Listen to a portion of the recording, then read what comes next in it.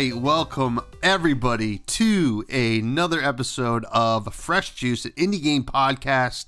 It is episode 4. I am one of your hosts, Tommy Fresh, as always, and joined, as always, is all the way from the other side of New Jersey. It is Matty Juice. What's Yes. going on, everybody? Bringing together the fresh juice. I said it right this time. I said it right. I said Matty Juice. But yeah, happy to be here. Episode 4. We're rolling, with the weekly eps. And real excited to talk about the game today. It's going to be a good one. Yeah, today we're going to be talking about Wizard with a Gun, a new game from Devolver Digital, and Galvanic Games, which it's going to be an interesting one because I think we haven't talked about it, outside the podcast. We don't know what we think about it. This is very much totally going to be an experience because I don't know what Matt's going to think about this game, and to be honest, I'm still figuring out what I think about this game. It's probably the most interesting one we've covered so far in terms of like what's going on with it, and you'll see why when we get to the review. But before we do that, what's going on? What's new, buddy? Oh, man. Just been busy lately. Went to a wedding over the weekend. I know we chatted a little bit earlier, but just for the listeners, went to my sister-in-law's wedding, so that was a lot of fun. And then, of course, I watched the Eagles win last night, so that was fun. But yeah, no, just been really busy. This is actually kind of the first week, even at work, where I feel like things are kind of settling down a little bit, which is nice. So it's given me a little bit more time to play some of these games, which is great. As well as some other games that I've been playing that we'll get to towards the end of the podcast. But been doing pretty well though. It's nice to have time to play these games and be able to review them for you guys. But what about you, Tommy? How's everything going? Just busy as all hell. I also had a wedding this weekend. It wasn't the same one. It was a high school friend.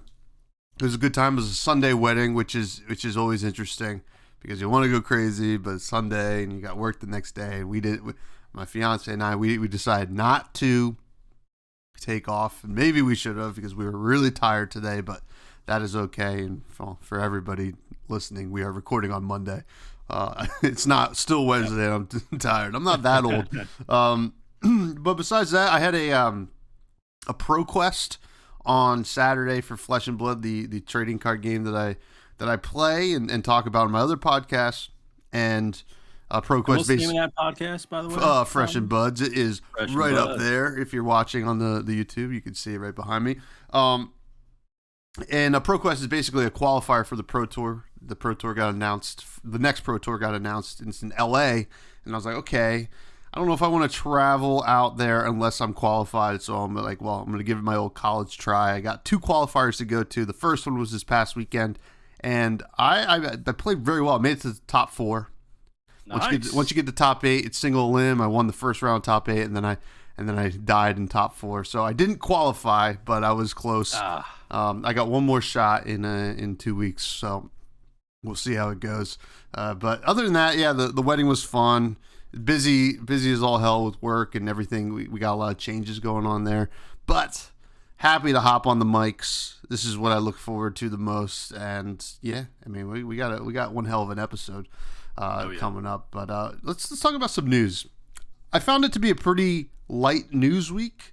Looking around, at the indie kind of what do you even call it, news sites and stuff like that. Yeah. And the main thing I saw was a game called Hotline Miami from like 10 years ago. It's a great indie game. I played it like 10 years ago. Is on sale on Steam for like $2, and I think you get the sequel with it. So I just thought that's as far as I'm concerned, that's news. And if you're looking for a pretty fun indie game for a pretty great price, I think that $2 is pretty incredible. So definitely check that out. It's on Steam. That's Hotline Miami. But did you ever get to play that game, Matt?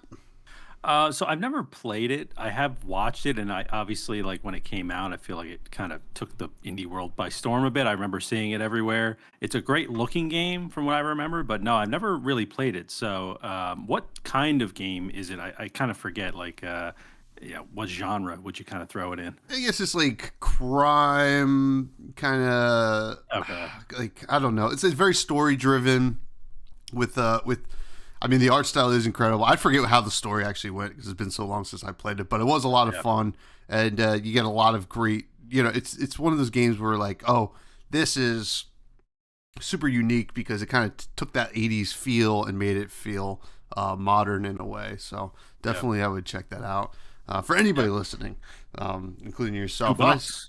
Yeah, $2. I mean, we'll get to our rating system again soon, but that is one hell of a deal to get on. So, we don't have a rating for that game, but it probably would have been better than get on sale. But who knows? It's still on maybe sale. We'll do like a throwback episode one day. Do some old indie games, retro reviews, man. We'll do that. Like, But I saw you threw an article here. If you want to talk about it, it's. I only read the headline, so I'm interested to see what this is actually really all about. But so I thought this was pretty funny. This was posted yesterday on PC Gamer, and the title of it says, "Website stole and monetized a free browser game, so the designer replaced it with Goatsy." I don't really know how to pronounce it. I know what it is. So that's Goatsy. So essentially, this game is called Squird. It's SQWORD.com, and it's a free game. It's kind of got the Wordle vibes a little bit, where basically I think it gives you like a 5x5 grid, and you basically have to try to spell as many words as you can. The longer words that you can spell, in that grid, the more points you get. So it was just a free game that this guy Josh Simmons and his friends created. And like I said, it's available on squird.com, but apparently it's been picked up by multiple browser game sites. So, games like, or sites like, I don't even know if Albino Black Sheep is still around anymore, or like Miniclip, Addicting Games, things like that, where they are essentially just taking an iframe of this game Squird and they're putting it on their website without permission, and they're running ads around the game. So the developer found out about this, and he was saying, obviously the responsible thing would be to just like add a security policy or something like that to the website and force these other sites to take it down. But what he decided to do instead, and this is a throwback to like the late 90s, if anyone remembers this, but goatsy.cx is essentially a shock website where you go there and there's a guy showing you his booty hole. So what this guy did, if it detects, if his game detects that it's being played within an iframe on another site, it'll just show you this guy's booty hole. So you won't actually be able to play the game. But I just thought it was a really hilarious way to kind of combat, these people that obviously didn't get permission and they're making money off this guy's game. And he actually said, and I quote, "It has been one of my greatest achievements as a developer." So I just think it's a really funny, that's basically the entire story, but I just think it's a really funny way to kind of handle this sort of stuff. And definitely, shame on those sites for not even asking for permission. I'm sure that they do this with a ton of different games and they just try to make as much money as possible. But I think this is a really funny way to handle it. Yeah, it certainly is. And I mean, I just from my knowledge of Goatsy, I think saying that it's just a dude's booty hole is putting it lightly. I would say it would be. Want to get to it. I would say it would almost be a bit of a stretch to say that. But yes, it would be. Yeah, but I think that this developer is awesome, and I think that all these sites had it coming, and I love stuff like this, and like the fact that you found that and put that up, I was like, oh, I can't wait to talk about this, because this is true revolutionary spirit right there. Yeah, absolutely. Yeah. And funny thing as well is that this is kind of outside of indie games, but a big conversation that's been happening with Twitch right now is with embeds. So like streamers are basically, they have these Wikipedia sort of websites for different video games, and they're embedding their own live stream on the page, but like it's like not really visible. So Mm. that was counting as viewers. Like all these people were basically every time that page would load, it'd be a new viewer. So they were getting thousands of viewers, but they Whoa. weren't really watching the stream. So Twitch has come out and they do have a policy in place now. So I just thought it was kind of relevant to that, right? With like kind of embedding people's work where it probably shouldn't be embedded. But yeah, no, definitely a great way to handle it overall. And it'd be great if Twitch did that as well. If it detected, maybe that should be the trend now. It's just having goatsy everywhere where content shouldn't be. Maybe that's we need to revive goatsy from the '90s and bring him into the 2020s.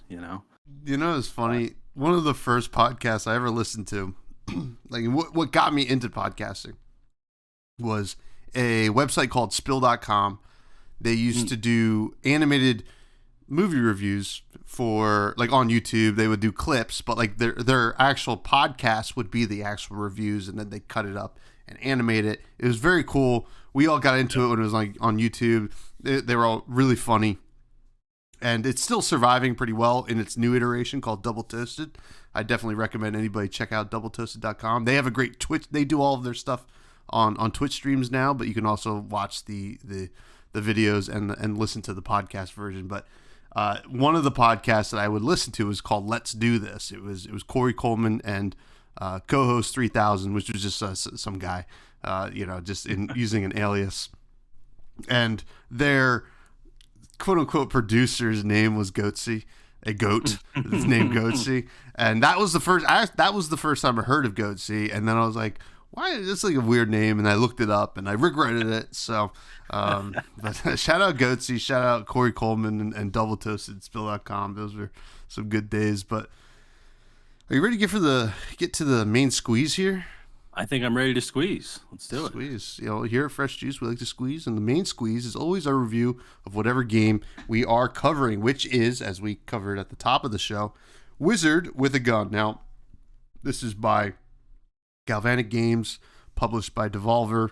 Devolver obviously become like almost, I feel like, close to AAA at this point. Like, is the publisher that is pushing out a lot of great indie games on a consistent basis.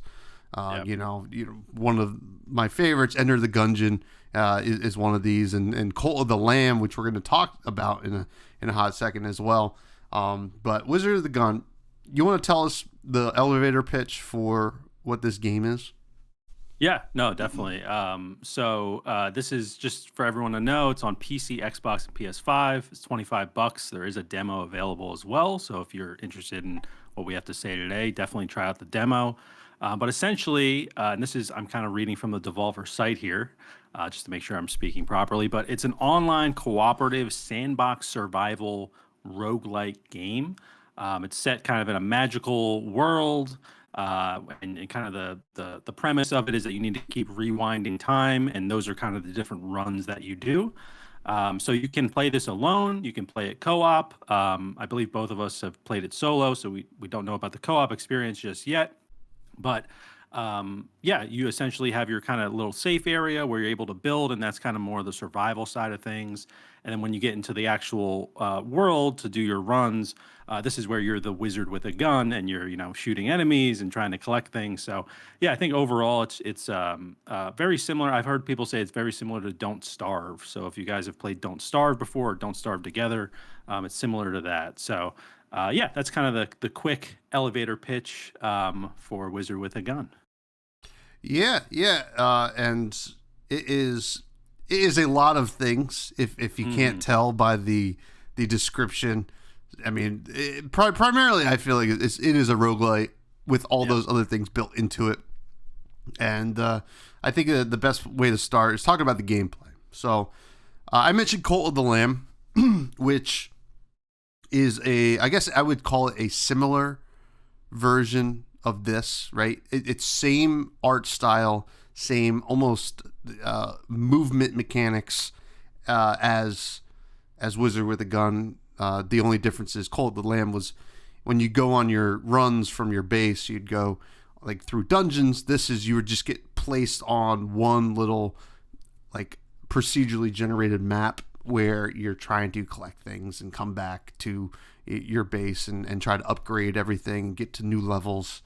And the gameplay is interesting here because it feels very simple in a way, but not, if that makes sense, because you have to build things, right? And you got to have these different guns and you got to upgrade different bullets and stuff like that. Now, for me, you know, and you mentioned, we kind of like touched on it a hot second before we started recording, but I started with a controller and I was finding the controls to be very difficult. Now, to be fair, I have a Nintendo Switch Pro controller and it shows you the Xbox. So I was getting confused with, it would say B, but B is in a different spot on the Switch controller as opposed to the Xbox controller, but whatever. I mean, I could figure it out. Eventually I was like, all right, let me try keyboard. And I felt like keyboard was a lot better, right? It made a lot more sense. You with a lot of what's going on, because you have like almost like a Diablo style arsenal of guns where you can switch, you know, 1, 2, 3, 4, 5, 6, like almost like an MMO in a way. And I felt like while the gameplay was exciting at times and I enjoy the roguelite aspect, right? Going back to this little base area where you're upgrading things and progressing the game, I felt like there was a lot going on, and it became very like I think it distracted away from like what you really want to do, and maybe that was just me. I felt like, okay, why do I have to go build something because you only have a certain amount of time, right? You only have a certain amount of time, and like when you go on your runs, because the time's counting down. And once it counts down to a certain point, things get crazy. You gotta get back to base or just die. And I felt like a lot of it distracted away from what you want to do. And I felt like the quests in a way were almost random. It felt like, you know, like I understood they want you to figure out the different weapons and items you can use throughout the beginning of the game, but like it felt like weird requests for you to do. Like it didn't. I felt like it didn't really progress the game's enjoyment for me. But other than that, there are a lot of positives. I love the different kind of bullets you can create, guns you can create, and stuff like that. But and the combat was fun. Your typical dodge roll, bullet hell kind of stuff, and the enemies were neat as well. So there was a lot I liked about it, gameplay wise, but a lot that I was just like, this feels too much, right? Yeah. Like this is too much going on, and it's distracting from what's really good about the game. And maybe, you know, I could be off base here, but maybe they felt like, well, you can get this kind of experience in a lot of different games, right? You can get this experience, like Cult of the Lamb is a great example. You can get this really good roguelite experience there. You can get it in Dead Cells, you can get it in Enter the Gungeon, whatever. We want to really make it unique, and they certainly did. They if that was the goal, they accomplished it. But I felt like it was a bit too much. It's like the laws of diminishing returns kind of came into effect. But that was my take on the gameplay. But what about you, Matty? Yeah, no, I definitely agree with a lot of your points. And just for the listeners to know, I put about 7 hours, I think, into the game. And from what I looked up on how long to beat, it's about a 13-hour game to just beat the main story. So I'm about halfway through. I think if you're a completionist, it's said about 24 hours to complete it. So it's not an incredibly long game. And I did feel that some of it was just very tedious. Like I do think there's a lot of pros to this game, and we'll kind of get into that with the other categories as well. And I do think that the gameplay overall is fine. Like it's good. I think the gameplay loop was solid. Once I kind of started to understand, oh, you have to go back to sort of your base area and like build some structures so you can craft new items or research new things, or use a furnace to make more iron, so that you can craft more things. I started to kind of understand that, and then when you go back into the world, you might be farming for things or just kind of shooting and looking for specific enemies, whatever that might be. So I kind of got the idea of like the gameplay loop, but I did feel like I just feel like the survival aspects make it more tedious than it should be. And you kind of, you touched on that when you mentioned like building things. I don't really think I ever built anything in the world itself. Hmm. So everything was kind of back at my base. And, I don't know if we mentioned this, but like every time you do a run, it's procedural. Obviously, I think that's like the case with all these types of games.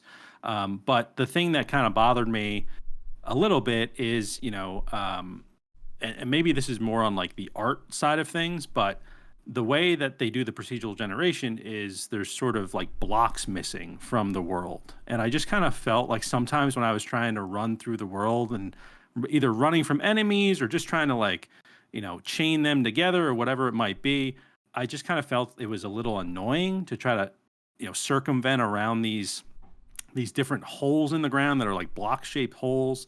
And then you do have an item where you can kind of rebuild part of the ground and different types of ground, but it's just kind of a hassle. You're being chased by, you know, 10 different things, and you have to switch weapons and like build something in the middle of combat. Like it just seemed, I do agree, like it was just a little bit tedious and just a lot going on.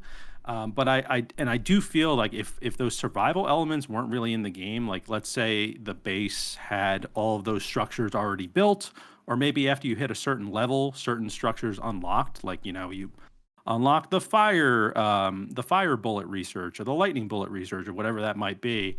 That could have worked a little bit better. Like I felt like when I was in the world, I didn't care about building things. I didn't care about like there were a few times where I just did runs where I was destroying rocks and trees, and I was just like, this is just kind of a little silly. Like I feel like they should just kind of get rid of this section as a whole. Like I would have really preferred that I got items only from enemies that I killed rather than like the environment itself. I just feel like that would have been a little bit more rewarding, especially when you go to craft things. I'm not thinking, oh, like I'm happy I just spent like 10 minutes like chopping down tree or shooting down trees and rocks. Instead, I could be thinking, oh, I'm happy I wiped out all these enemies and they gave me some great loot from it so that I could craft things with it. So, yeah, I do think that overall, I mean, the gameplay was fine, but I just feel like, yeah, it gets a bit tedious with those survival elements in there. And then I do think just talking about like character creation, I thought it was pretty great. We'll probably talk more about that in the art section when we cover that. I'm just taking a look at a few different notes here. Another great gameplay element, and this is more of a user experience thing, is you can pin all of your tasks to the screen, Hmm. which a lot of survival games in general, because for the listeners, I do play quite a bit of survival games, so I kind of know what I like and I know what I don't like. And if you're looking at this game from a survival lens, it does miss the mark a few times. You can't rename your chests, so like it's hard to know what's in what chest. You have to keep kind of checking that. But you are able to pin tasks to the screen. So whether you're trying to craft something or you I don't know, have a specific mission that you just want pinned to the screen while you're running around, like you don't have to worry about oh, what was that item I needed to craft this other item. It's all on the screen for you, so that was really great quality of life improvement there. You mentioned that the gun combat, or the combat in general, I felt like was pretty simple. I would have liked maybe a little bit more complexity. You basically just dodge, run, and shoot, and like that's fine. But I would have been kind of interested. I've tried a bunch of different bullets as well, and they even though they have different effects, I kind of felt like my rhythm was the same every single time I would go into the world. And I would have liked if the rhythm kind of switched up a bit, if maybe there were some enemies that I came across and they had completely different mechanics. I had to kind of think about that. And maybe, I just kind of felt like I never really had to go back and say, oh, I need frost bullets for this level because that's what they're weak against. Like I just kind of used whatever I thought was good, and it ended up working pretty well for me. Like I said, I'm only halfway through, so maybe the second half of the game, a lot of that changes. and I know I'm talking a lot about the gameplay, but there's just so much. Like Tom, you're absolutely right. Like there's a lot going on in this game. And I really, I'll just cap off the gameplay with this last thing, and it's a little bit of a cherry on top. And I don't know if you've seen this, but they actually have a Twitch extension for this game that's really interesting. So, for the listeners, if you don't know what a Twitch extension is, basically, if you're watching a Twitch stream, a streamer can enable an extension on the stream so that the viewers can participate in the game. So this actually lets viewers control any object in the game, NPC or enemies. So that is really cool. Like I find that I would love to try that. Maybe we'll have a Fresh Juice stream at some point in the future and we'll test that out. But I thought that was a really interesting idea, and I would love if more roguelites did something like that, because that also enhances the replayability of the game, especially if you're a streamer, because 13 hours isn't like super long, right, for a game. And I kind of found like the replayability was kind of there for this game, but not full. Like I don't know if I even want to finish it. Like I'm not really invested in the story, but I thought the gameplay was all right enough for maybe me to go back and play some more. So anyway, I know talking for a while there, but I think overall the gameplay was fine, but nothing more than fine. And I think that's basically, is that kind of what you were thinking as well, Tom, with your review there, the gameplay? Yeah, it was. I just thought they were trying to do so much, right? And it really took away from each aspect. I wanted, like, maybe if they like drop one aspect of the game and focused more on the other like 3 or 4 or whatever it was. It was like a lot of things going on.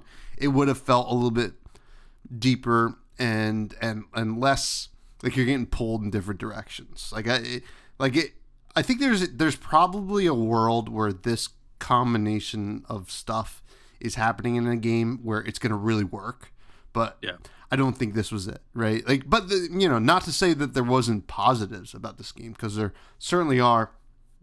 Now the question is the story a positive? And I'm going to just say it right now. I don't think so, and I don't think it's the game's fault, to be honest, and I'll explain why. It has to do with a lot of time travel, right? You have to like rewind time to kind of like rebuild the world out so you can kind of progress through the story, because something bad happened. You got to rewind time and do that. The problem with that is, and you see it in movies, you see it in games, you see it all the time. Time travel stuff is hard to pull off, right? There are so few movies that can do it correctly. And even still, there's plot holes in those movies. Back to the Future, there's plot holes in that movie. And it's one of the best time travel movies of all time. Looper, one of my favorite sci-fi movies of all time. Still some plot holes.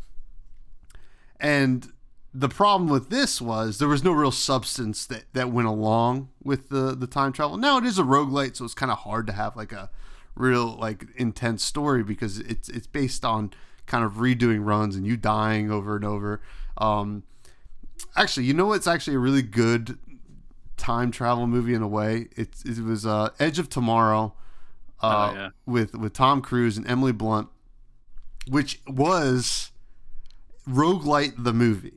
Right, Tom Cruise, when he dies, and it's Groundhog Day, but a sci-fi movie. But when he dies, he goes back to the beginning and he has to redo it, and that was a great way to pull it off. Now, Wizard with a Gun, I didn't think really pulled it off. They talk about chaos and all this stuff, and like, we got to make sure that like if it gets to this point, we got to be able to rewind it. It never really felt like the stakes were that high. It only felt like a reason to kill certain enemies on your runs, and whatever, that's fine, but it just did not have a lot of substance, and it felt like they were trying to give you a lot of substance, and that's where I fell with the story. And I think actually, if they had nailed the story a little bit more, it would have made up for all my complaints in the gameplay section of the game. And which is a real shame, because I think it really could have been there, because there's a lot going right with this game, from the flavor aspect. I mean, just like the idea of this wizard with a gun is a cool idea. I love that. and that's why we were so sold on it, and that's why we wanted to actually review it. And there was so much there that could have been done, and I felt like they kind of fell flat on the story side of things. And the gameplay, whatever, I think they were trying things, and I can't really discount them for it, because it is at this point a very crowded space, the roguelite genre. Yeah. As well as everything else it was trying to do. So I understand it's we got to be different. I think being a wizard with a gun was already different enough. Right. In my opinion, it was this is nailing the Enter the Gungeon style aesthetic from a different angle, and I think that's why people were excited. But the story, it was very convoluted, and you're just okay, I rewinded time, and what does that mean? Does it really matter that I rewinded time? And I felt like it wasn't really fully fleshed out, and maybe too convoluted. But that's where I was with the story. And I hate to be coming down so negatively on this game, because I did enjoy some of it, and we'll get to some of what I enjoyed, but it just, God, I just wanted a little bit more. I think maybe because we were so hyped for it. Come on, give me what it should have been, I think. But yeah. Where'd you fall in the story? Yeah, well, I definitely agree. I think our expectations were high because of we'll talk about the art. I think that was part of it, and then obviously the name and the concept of the game, and then also that it's Devolver. It's everything was kind of lining into place, and we were okay, this is gonna be great. And I also did find that it kind of fell short in the story.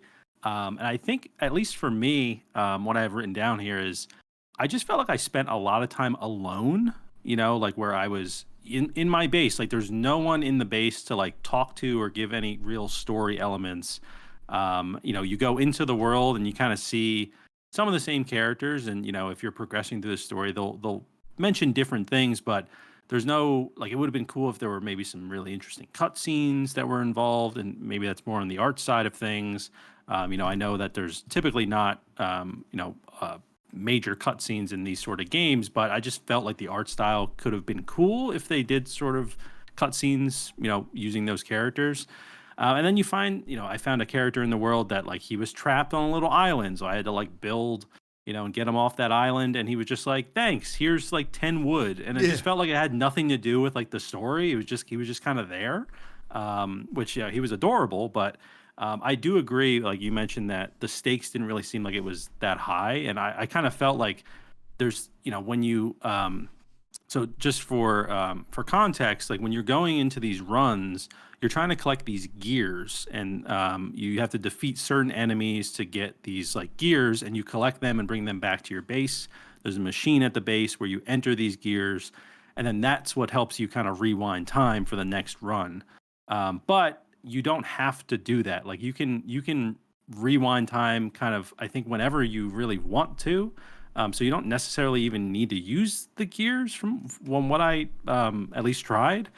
And I also just kind of felt okay, I added these gears in here, and it kind of had this great animation, where it kind of built up a little bit of hype. And I was really excited to hop back into the world and see what happened after I added these gears in. And nothing really changed that much. After you beat the first kind of boss, which was interesting, the boss didn't have a cutscene, or really, I didn't really know why I was fighting this boss. It was I think her name is the Mecantress. So I did beat her, and then that kind of opens up another biome for your next run, a swamp biome. But I didn't really find that I knew I was a wizard trying to something had kind of shattered and fractured this world, and I'm rewinding time to try to figure out what happened. And from what people were telling me, I'm not the first wizard to try to do this, and that's really all I really took from the story, is that the rest of the time I was pretty much alone trying to just defeat things, and I found myself not really caring too much about the story, which I really think that it would have been better. The game is called Wizard with a Gun. Have an entire segment of getting the gun. Why does the wizard have a gun? I don't really remember if they kind of dove into that, and I feel like it would have been interesting if the first entire level or first world that you're in, is, they're kind of explaining the story of like maybe the first world that you're in, you're not using a gun, you're just a regular wizard, and there's a reason you have to get a gun.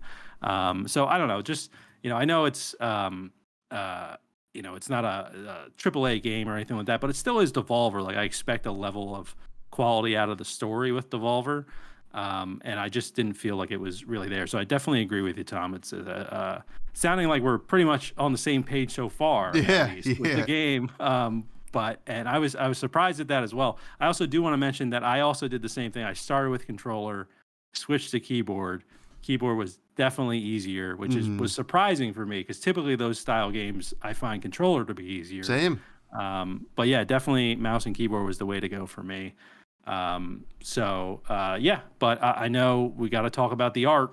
That's a big part of this game. So what'd you think, Tommy? Well, we already hinted at it, but this is the reason we were sold on the game. It looked so cool, right?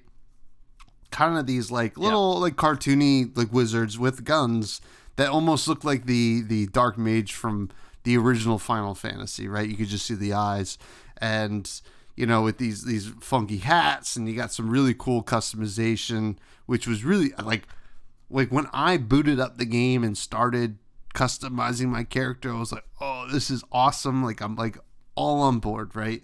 And the art style is incredible. I am a huge fan of this kind of art style, almost like this like playful kind of.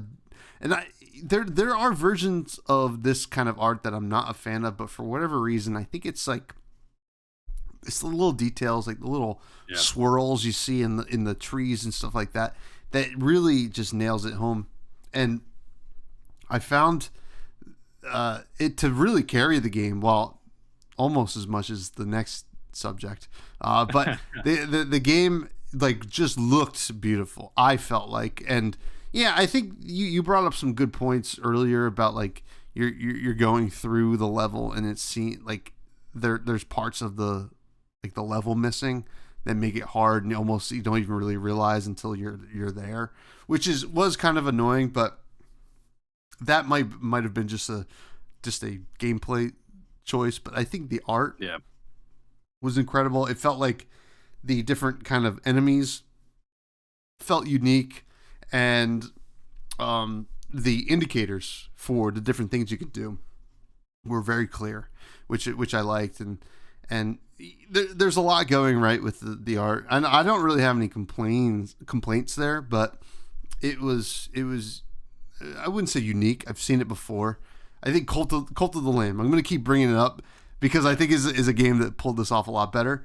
And it's very similar to that, and it is very dynamic. Your character, kind of the way it runs around, and it's very fun to watch. Fun to like watch it happen as you're controlling the character, and the indicators of like your enemies shooting their gun or throwing a bomb or whatever just like made a lot of sense. You knew exactly when to dodge and start shooting at something. It really came together, and I kind of like that dark kind of vibe that it had yeah, as well, because like it's like this weird enchanted evil kind of thing going on, and it felt that way, and I think they really nailed it. So I was a big yeah. fan of the art, obviously, and we kind of knew that going into the game though.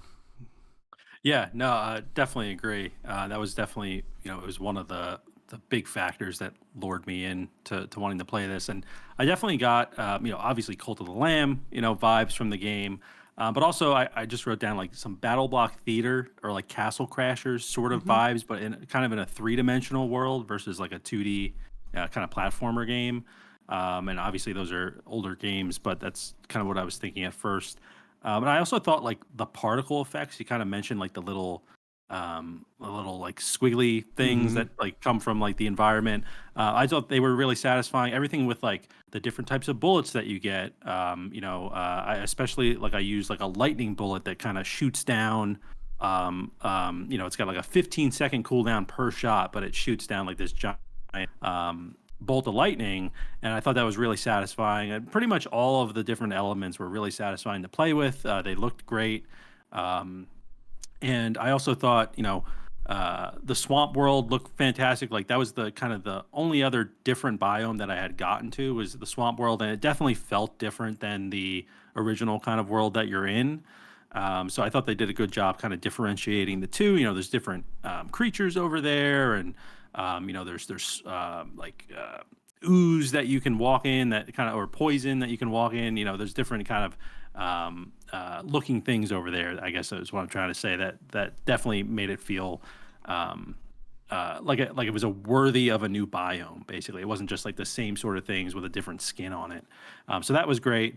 And then yeah, I just think overall like the art is one of the stronger parts of the game. Everything from even just the way the menus look. I thought they did a great job kind of theming it to the entire game. Your hotbar on the bottom you mentioned is kind of like an MMO sort of thing, and that I thought that looked great as well. Everything is kind of in this whimsical sort of art style, but also there's that dark presence that's kind of surrounding everything.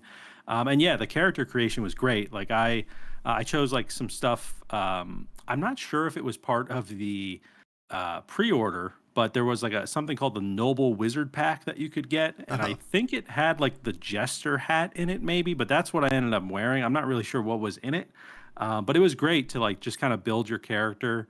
And then each of those items that you have can be enchanted, and you can also change the way that it looks while you're playing. So you're not really stuck to the decisions that you make at the beginning in terms of the way your character looks, which is great. But yeah, overall, I don't have too much more to say about the art, just because it kind of is what it is. Like when you see the game, you're either into it or you're not into it. And I think it is one of the stronger parts of the game because it's just so interesting to look at. But it also, I wouldn't say it's completely unique to kind of look at because of things like Cult of the Lamb that are pretty recent, right? They came out last year, I think it came out, so still a relatively kind of new title that's very similar to this one. So maybe this we would have different opinions on this if it was kind of spaced out a bit. Yeah. Maybe Wizard with a Gun, maybe it came out in early access this year and then it released fully, in a year or two, something like that. We might have slightly different opinions on the art, but it is very close to Cult of the Lamb. But I know you're really excited to talk about the next category, and that's the sound and the music of Oh the yeah. game. This is Give it to me, Tommy. Tell me. this is by far the best part of this game. When I opened up the original menu and started going through the different options and was like, "Oh, that's kind of interesting. The music's kind of lining up with me doing it." And then I realized that Yeah. every time you switch an option on the menu, you'd strum a string on the guitar. Oh, that was like perfect. I was like, and just like that kind of like, because like when you think of wizards, right? It could be anything. It could be like very fantasy esque or whatever. But they kind of made these because they had guns. These wizards with guns were closer to like desperados, right? Yeah. Or like a cowboy of some sort. So like it had this like really like country western like, but a whimsical kind of like feel to it, like with these acoustic guitars and really like vibey music, and I loved it. It was like Yeah. it kept me wanting to play. I will say more than anything else in the game, and that's saying a lot because I'm already kind of a fan of some alternative music, right? Like a little bit more on the country western side of things. So it kind of really spoke to me. But they really nailed it, and I even went on YouTube and was like kind of just putting on different tracks from the soundtrack, and there were tracks with vocals as well. Kind of had this like grungy kind of like outlaw country kind of sound and vocals, which is really neat. And yeah, I was a big fan of the music, and then the sound design, totally made sense. It was well done. There were no complaints there. I was never like, what is this? Like it all was like made sense for what it was, and not that there's a lot of complexity on that side of things, right? It's just guns and like building things with gears and mechanics and stuff like that. So it's pretty what you expect from stuff that sounds like that. So basically, the sound design was like great, but like the music, the soundtrack was eons away from the rest of the game, in my opinion. But what about you? Yeah. Yeah, I definitely agree again. I thought, the guitar sounds on the main menu was like the first thing that I noticed, and I was like, this is gonna be great, like in terms of sound, just right out of the gate.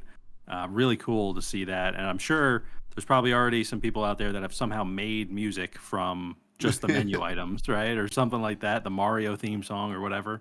Um, and yeah, most of it's like kind of like this acoustic guitar that's kind of like in this spacey sort of vibe. Like you said, it's almost like a mix of like kind of like country bluegrass and like just sort of yeah, spacey. I kept thinking of like No Man's Sky mixed with Like trance. banjos, yeah, and Yeah. like so it was definitely really great soundtrack. Especially, I found myself really loving the Swamp soundtrack, and that music. It was kind of this like deep drum with like an echo and like just kind of this like light acoustic guitar playing over it.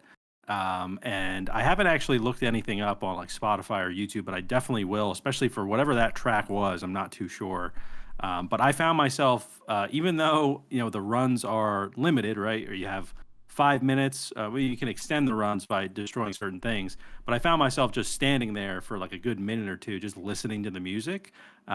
Especially, I was pretty deep into like the swamp area.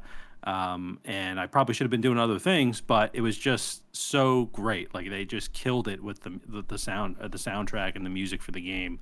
And yeah, like you said, everything in terms of like sound effects, and kind of just the way the environment sounds, everything was sort of as expected. Nothing too crazy. Like I found that the sounds, you kind of have these like pink, sort of like, they almost look like portals from the game Portal, but it's like little ovals come in, and if you destroy them, that extends the time for the run that you're doing. So they all have the kind of the same sound when they appear. So I thought that was great, because you don't even have to really be looking at it, but you can know that something had spawned in near you, and you should probably go try to kill it so you can extend your run.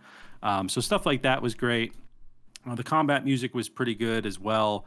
Just kind of getting a little bit more sort of intense as you're kind of dealing with all these enemies. But yeah, really for me, and I have to try to, maybe we'll tweet it out on the Fresh Buds pod, or no, a Fresh Juice Fresh pod. juice Jeez, pod. fresh. I'm looking at your sign. I'm thinking Fresh Buds. Yeah. The Fresh Juice Pod Twitter. I'll probably see if I could find, some of the songs that we like, and we'll just tweet about them, just because Mhm. they're just so good. I agree. It's like, I think the art and the music of this game is the strongest part by far, and especially the music.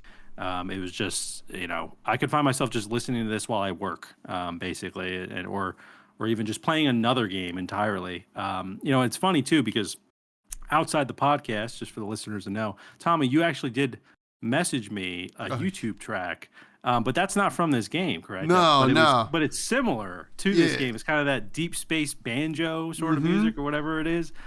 So that's definitely like, I love that vibe, and I wouldn't be surprised if I saw other games kind of following along that for the near future. Just because I think there's a trend kind of happening right now with that deep space sort of banjo music, at least from what I know. Well, But it's yeah, A and B that had never really been together. Really, like banjos typically in like really acoustic setting in bluegrass or yeah, country, and not really in this like spacey electronic vibe. And I gotta be honest, I was listening to the soundtrack for Wizard with a Gun, and that's probably why YouTube recommended that like playlist to me of the deep space banjo. yeah, And I was listening to it, I was like, damn, I would play a game with this soundtrack like all day. It's like so good. So yeah. yeah, yeah, definitely. I'm gonna probably look it up tomorrow and just have it while I'm working. It's just so good. Really is. If you guys haven't, if even if you're not interested in the way the game looks or anything else, at least look up the soundtrack and just jam to it for a bit and let us know what you think, because we just think it's fantastic. hmm Yeah. Now, performance, we both played on Steam, correct? I Yep. didn't run into any bugs, really. So, I mean, it was pretty clean for me. I mean, that's what I would expect from Devolver at this point. Yeah. But I don't know about you. Yeah, I also didn't really run across any bugs. The only thing that I ran across, and it's not a bug, but I just feel like it's maybe something they could just fix, is that when you're running around the world, you're kind of you're using WASD to run around, at least on PC. And when you open up the map, when you hit M, so typically I'd be running around and I would need to look at the map while I was running. But as soon as you open up the map, it because you're holding down like W, it shifts the map down because it thinks you're trying to like look at the top part of the map. So there were a few times where I opened the map thinking that it was a bug because I would just see a black screen as soon as I opened the map, and then I figured out that it was because I was holding down the walk button while I did that. So it's not a huge deal. It's like not fully related to performance, but I thought it was a bug at first. But other than that, there were no bugs. It ran really well, and I was going to recommend that I think this is a game that could easily run on Switch, but with our experience with the controllers, I don't know if that's the best option. I'm sure people could adapt to it, but I really found the keyboard and mouse to be like way better than the controller for this game. Yeah, yeah. I was thinking, I was like, man, I wish this was on Switch like when I first started. And then I started playing with the keyboard, and I was like, you know what? Maybe not. Maybe not. And maybe there's a reason it wasn't on Switch to begin with. So, Yeah. who knows? We can only speculate so much, but let's get to our ratings. So, for those of you who don't know, our ratings are as followed. Grocery store themed ratings, of course, because we are Fresh Juice. Your highest tier is certified fresh juice, which we haven't given. No, you've given One. a game. Our You've given first one episode. on the first Cocoon. episode. Yep. Next is a steal, so like you're getting a pretty good game for the price. You're not happy. You're not unhappy to spend that money. Next after that is get on sale. Wait for it to go on sale. There's sales all the time. Humble Bundle, Steam Summer Sale, Nintendo Switch has sales all the time. And then Hotline there's Miami. Sorry. Hotline Miami, $2. I mean, that's There you one go. hell of a sale.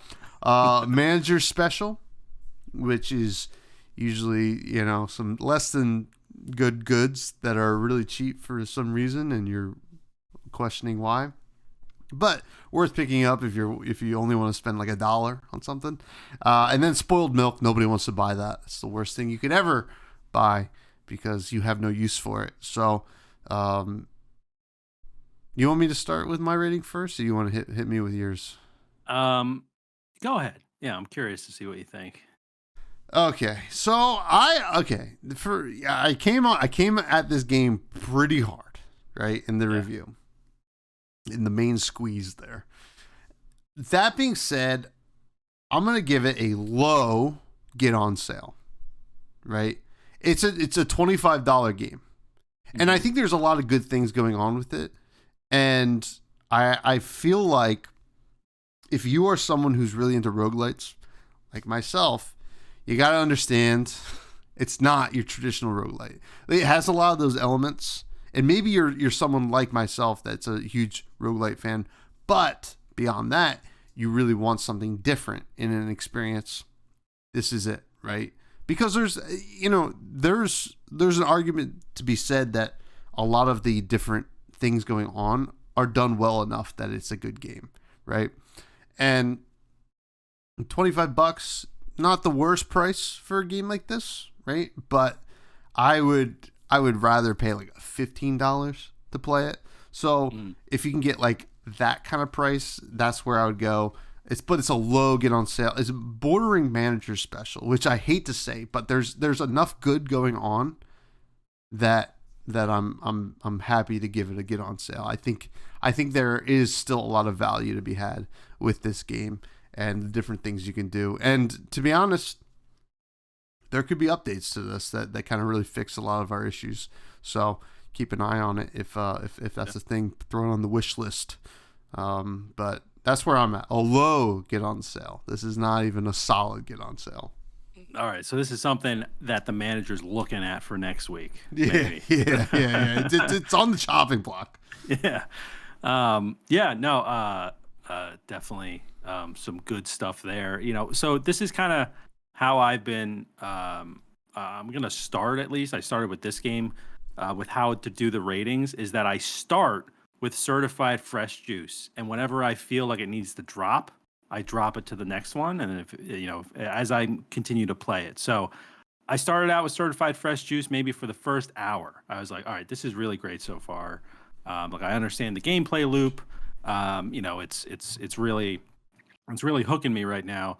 And then as I kind of got more into those tedious kind of parts of the game, I reduced it down to a steal, and then that might have been another 2 hours of playing, and then the rest of my time playing, I did knock it down to a get on sale price, because all I kept kind of thinking was that this is a $25 game, and it's just a lot going on. And granted, I did not play co-op. Like co-op could be, if I was solely playing this co-op with you or someone else or whatever, maybe this would have been a higher tier, because I could see it being, maybe I don't really know how the co-op works. Maybe someone can be back at the base building things, and someone could be out in the world farming things. I'm not really too sure, because we didn't get a chance to play that. But for me, it is a get on sale. I think you said $15. I think that would be a fair price for this game. I was also, and I do this with any game, but specifically Devolver, I was trying to see if this was going to be on Game Pass, because it just seemed like one of those games that would fit nicely in like the Game Pass catalog. And Devolver's had great games on Game Pass before, but it's not on Game Pass. So I would say, yeah, get on sale, $15 for the game. Like I said, it's got about a 13-hour story. So what is $1 an hour? You're kind of getting out of the story in a way. But I just feel like the game doesn't have as much replay value as I was hoping. I just kind of felt like it was getting a little pun, I guess, stale. It was getting a little stale after a certain point, where I just was not super interested in kind of continuing the story, but I was interested in kind of just hopping back in the world and doing some stuff and hopping back out. But I didn't really care about just progressing the game, I guess. So yeah, for me, it is a get on sale. And something I do have to say here, which I think will be really interesting, especially maybe after episode 50 of the show or something like that. But I am cataloging all of our ratings. I also have all of all of the genres that these games fall into. So after 20 episodes or whatever it might be, we will let you guys know kind of where both of us stand. Does Tom like a certain genre more than me? Whatever it might be. What games does he rate higher, and what games do I rate higher? Just so there's some transparency kind of going forward, right? Where if we're playing another game like this, Wizard with a Gun 2, you guys kind of know where we stand in that sort of genre. And I just think that's good for, just like I said, transparency. Everybody's kind of got their little biases and what they like, right? That's the beauty of gaming, is that you can kind of find what you like. So but it seems like for the most part, and I was not anticipating it going this way, but we pretty much agreed on every aspect of this game. And I was really thinking it was going to be a certified fresh juice going into it, if I'm being honest. Like it just looked like it had so much promise, but I was a little disappointed. And I just kept thinking, I spent $25 on this game. Like, I wish I spent less on the game. But with that being said, you don't have to spend any money on the game, right, Tommy? Because we have 2 Steam keys to give away for the game. Oh no! Sorry, not for this game. No, it's not for this game. Not for this game. We It's don't for the have game any last Steam week, keys. Space Wreck. Yes. But before we get to the giveaway, I have one more. I was thinking about how to best put this out there for roguelike fans in general.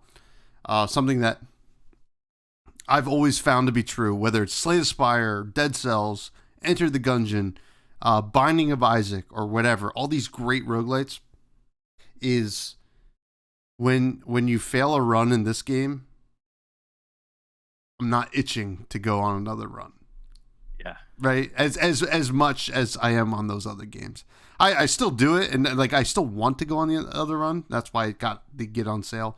But it's not that like I gotta like actually do it this time. So but yeah, we do have a giveaway for Space Wreck, which we reviewed last week. 2 Steam keys, right? And the way folks won this is we put out a tweet, and Matty, if you would do the honors of picking, he's going to do some random nonsense over there, and yeah, let us know who won. Yeah. So yeah, we if you guys did enter on Twitter, that's where we were giving it away. You guys could reply to the tweet, and that was one entry. And if you retweeted the tweet, that was a bonus entry. So I have some people in here. We have 20 total entries, so you guys have pretty good chances of getting these Steam keys for Space Wreck. Also, thank you to the developers for sending this over to us. Really do appreciate it. They approved and greenlit the giveaway, so thank you for that. But I have everyone's name, Twitter name, into a random line picker right now. I swear, I'm not lying. Everything's in a random line picker. I don't even know who entered. So we're gonna choose the 2 winners right now, and we will tweet them out the day after this episode airs. So tomorrow, if you guys are listening right now. And if you're, obviously if you're listening right now, we probably already DM'd you. So I hope you enjoy the game. But here we go. Let's see. Pick random line. Oh God, it didn't work. All right. It didn't work. Let's oh my God, it didn't work. Why did it not work? All right, Tom, I need you to hop into the listener questions and I will redo this. Oh, we're going to have a listener question. We'll get to the giveaway again. We're not editing out because this shows what kind of operation we are. We're just two dudes talking about indie games. But the first question comes from our dear friend Bags, who asks, which indie games do you think are on par with AAA titles? Go ahead, Tommy. So, I kind of alluded to it. Like, Devolver tends to put out some excellent stuff. And we've talked a lot about Dead Cells. I think Dead Cells is something that's basically close enough to be on par with a AAA game. Now, I know AAA games aren't really doing a lot of, like, side scroller or whatever, any of that. They're usually kind of really 3D oriented and very realistic, but that doesn't mean that these games aren't on the same level. Yep. I think Loop Hero. I don't know why I didn't talk about this game last week, but Loop Hero, when someone asked which game do you wish you could experience for the first time again, Loop Hero is one of those games. Loop Hero is one of the most well thought out and unique games I've ever played, maybe ever. I've never played another game like it, and it was just that good. And I think the level of care and craft that was put into that game is almost beyond AAA titles, in my opinion. I hope, for the sake of the developers, I think they're from the Ukraine, and that there was supposed to be some DLC coming out for that game that got delayed by the unfortunate circumstances over in Ukraine. But I hope that things kind of calm down and that they can get back in the saddle safely and put out some DLC for that incredible game that they created. And that's one that I feel like is close, if not better, than AAA titles. What about you, Matty? Yeah. No, I think those are some great choices. And honestly, Loop Hero is a game I just need to try out some more. I know you've talked about it a bunch, and I've watched it a decent amount, but I need to try it out. But I think for me, the game that just stands out the most is Cuphead. I just think Cuphead is just so polished. I never, for a game being so difficult, you would kind of hope that it was really polished, so that there were no other kind of obstacles in the way of you trying to beat it. But Cuphead for me is just, they do everything right pretty much, and it just runs so well. And like I said, or like you mentioned, there's not a lot of AAA games that are kind of side scrollers or things like that. They're kind of doing those open world 3D style games. So I was having trouble kind of trying to think of one of those. I played Valheim before, but Valheim's definitely, it's not super polished compared to like a AAA game. So I would definitely say Cuphead is probably at the top of my list, or near the top of my list, for games that, if we did a blind test, right, and no one knew the developers of these games, probably a lot of people would say Cuphead was a AAA title, just because of how well it runs and how good that game is made. But I am also still working on the giveaway stuff right now. No, it's all right. We got some more questions. Yeah. So next comes from Green Jester G. Ooh. Shout out, Ricky. who asked, which indie game do you wish most had a sequel that currently doesn't, and why? This is a tough one. I think there's a lot of great games here. And it's so tough because a lot of the good ones that you want a sequel to have just have like a ton of DLC. I think you could easily say Dead Cells in this situation, right? But like the amount of DLC that you get with that game, I think you can almost say that it's had a sequel in a way. I would say Enter the Gungeon comes to mind here. I would love to see. I know that they did a different version like that. But it was a different game. It was not a true sequel. It was more like a spiritual sequel. Enter the Gungeon comes to mind. Cuphead comes to mind as well. Loop Hero I just mentioned. I think that's like some of the big ones. Crawl. I would love to see more Crawl. I mean, I would love to just see some DLC there. But if I'm going to say Enter the Gungeon would be a really cool game to get because really the original Enter the Gungeon was, gosh, how long ago? Maybe 2014 or something like that. So like we're almost coming on 10 years, I think, with Enter the Gungeon, to kind of see like an updated game and story for that game. I think it would be pretty cool. What about yourself?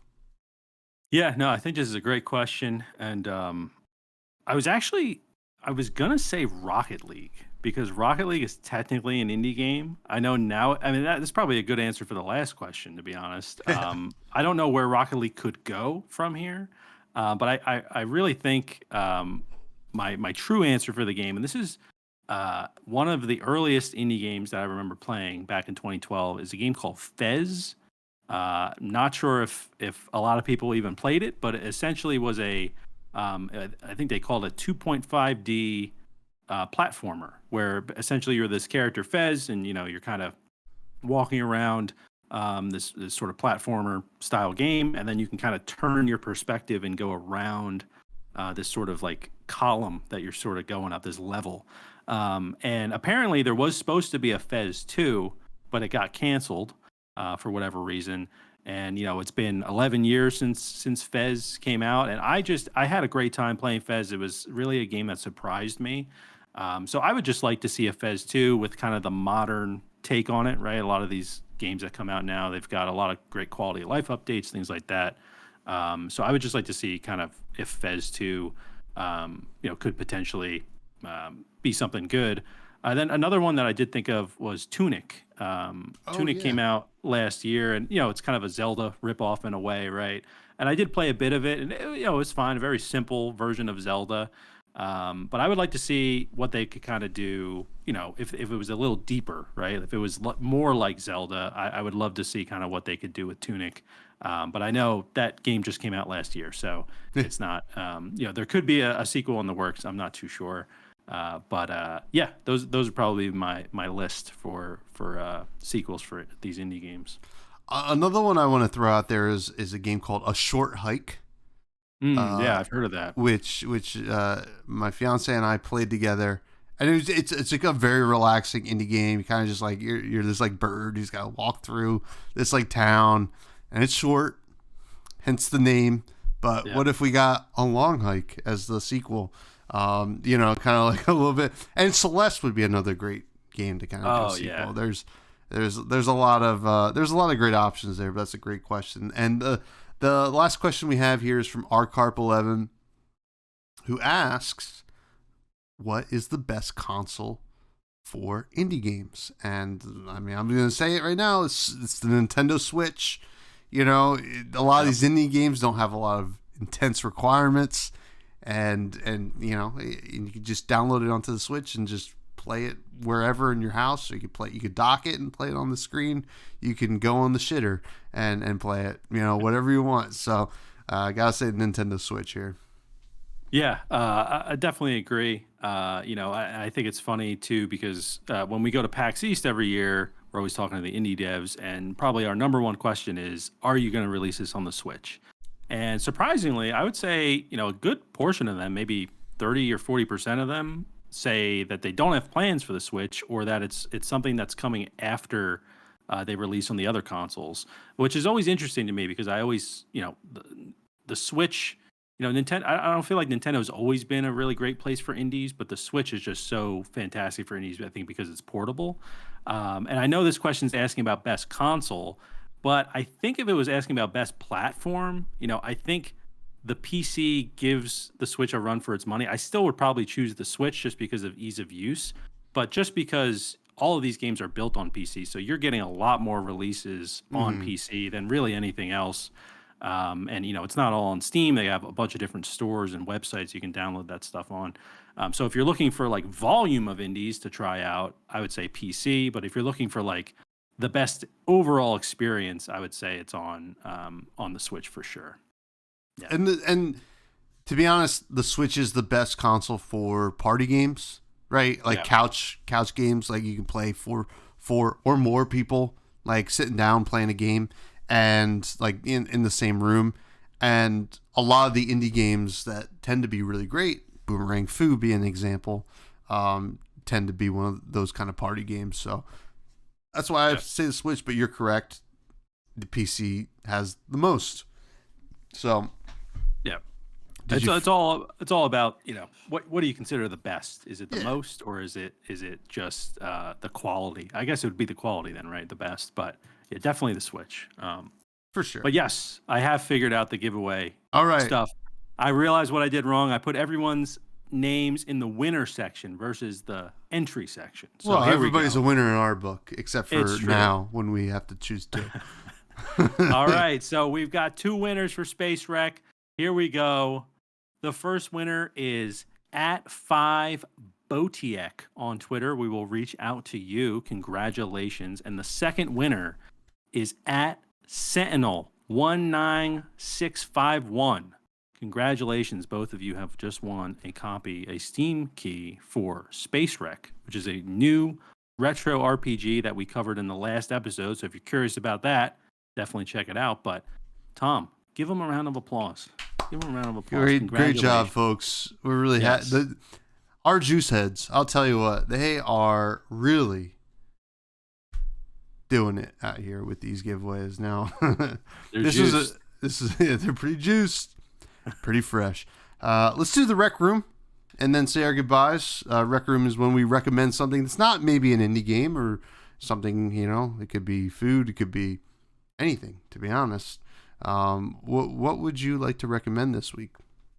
Yeah, so for this week, it is easy for me. And this is, I kind of hinted at it towards the beginning of the show, but Spider-Man 2 came out for the PlayStation 5. And I know it's not anywhere close to an indie game. Obviously, the Rec Room doesn't need to be, but I have been playing, I don't know, I maybe have 10 hours into the game so far. And it really has surprised me overall. I played the first Spider-Man. I played Miles Morales, which is like kind of really just an expansion of the first game. 100% at that. And then Spider-Man 2, I really didn't know, if it was going to feel the same because it's really going to be the third Spider-Man game in, I don't know, 4 years, something like that, 4 or 5 years. So what more could they do? And they have introduced so many awesome new mechanics into the game. That really just make swinging around and you have a wingsuit. You can kind of fly around New York City. It just makes it so much more fun. And that's what I love about Spider-Man games. It's like, I don't even need to care about the story or whatever. I can just swing around, beat up some bad guys and just like kill some time. And it's just really satisfying. So if you do have a PlayStation 5, I recommend it to all the listeners out there. Check out Spider-Man 2. And yeah, just Insomniac Games is just killing it right now. They might be one of the best AAA developers that we have right now because they're just coming out with bangers all around the board. And I know they're working on a Wolverine game as well, which we really haven't heard too much about. So that could be in a potential, future Rec Room for the show. But definitely Spider-Man 2, I recommend it. But Tommy, what are you recommending today? Well, I don't have a PS5, so I won't be able to play Spider-Man 2. Just come on over. I'll be over at a few, but I will say the ceiling is so high with like superhero games. Yeah. And also the floor is very low. I've played some pretty garbage superhero games in my day, but I've also played Arkham City, which for my money might be one of the best games ever made. Like that's like maybe the last like truly like I like sat down. I was like, I got 100% this game. I had so much fun with it. But I'm glad that Spider-Man's getting its light of day, and Wolverine sounds like a pretty sweet game as well. My recommendation's an album, a music album. As they tend to be. It's by this artist. His name is Logan Ledger, and he has a new album out. It's his second album called Golden State. Now, Logan Ledger, he's a Nashville-based artist. His voice is the living embodiment of Elvis, right? His first album had like 2 hits that were like pretty good, like bangers. The rest of the album was just okay, I felt like. But I kind of kept my eyes on him. And last month, he came out with this new album, Golden State, and I had just gotten around to listening to it. And it was, the best way to describe it is, what if Elvis released like a 70s kind of like vibey, dreamy kind of folk album? And that's what it is, and it's very good. And I would say all the tracks are excellent. The title track, Golden State's excellent. Also, Some Misty Morning that he performs with Aaron Ray, who's another great artist, is another great track, as well as All the Wine in California. So if that's the vibe you're into, like we mentioned before, like I'm into the y'all alternative vibe. That is. It's a great album, so check it out. But I think it's gonna do. What was that? Oh, are you absolutely sure that this isn't Elvis though? Because he's still alive. Yeah. Oh, that's true. Well, he looks a lot younger. I don't know, man. Oh, maybe he found the fountain of youth. Well, it's funny. Know. Like, I was thinking for a hot second. Orville. If you ever heard of Orville Peck, who is I've heard of him. So Orville Peck also sounds a lot like Elvis, but Orville Peck wears a mask all the time, like a mask with like these frills coming down. And I'm like, I wonder if this is like his actual ego. Logan Ledger is, but it definitely isn't, because they're the bottom of their face looks a lot different. But yeah, it's gonna do for this. I think it was a great episode, Matt. I think it was great. I really think that I wasn't expecting it to go this way, right? That's what's great about doing these weekly reviews is even when you're hyped about a game, it might not match your expectations. And even when you're not super looking forward to a game, it might exceed those expectations. And maybe that'll happen next week. We'll see. Absolutely. I forget what we're reviewing next week, but I'm sure it's going to be one hell of a time.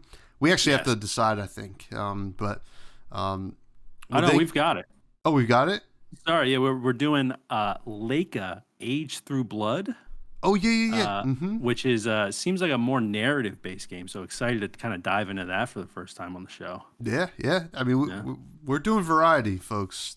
Don't let anybody tell you different. So, this was another banger of an episode, Fresh Juice and Indie Game Podcast. You can continue to find myself, Tommy Fresh, on Twitter at FreshBudsPod. Please also check out my other podcast, if you're interested in trading card games, called Fresh and Buds, where I talk about the hit indie trading card game, Flesh and Blood, the new classic TCG. And and you can find us on all of our socials. Please plug your stuff as well, Matthew. Yeah, if you guys want to follow me on my personal stuff, at Matty Gorm, Gorm, pretty much on everything, YouTube, Twitter, TikTok, all that sort of stuff. Definitely follow Fresh Juice Pod on TikTok. We've been posting on TikTok all these listener questions. So if you guys have any listener questions, you can comment on there. Tweet at us at Fresh Juice Pod. But yeah, it was another great app, Tom. I'm excited for next week. It's going to be a good one. Yeah. Will we like a or will we not like a? We will see. Thank you all. Please stay fresh and stay juiced. And shout out to Goatsy. Goodbye.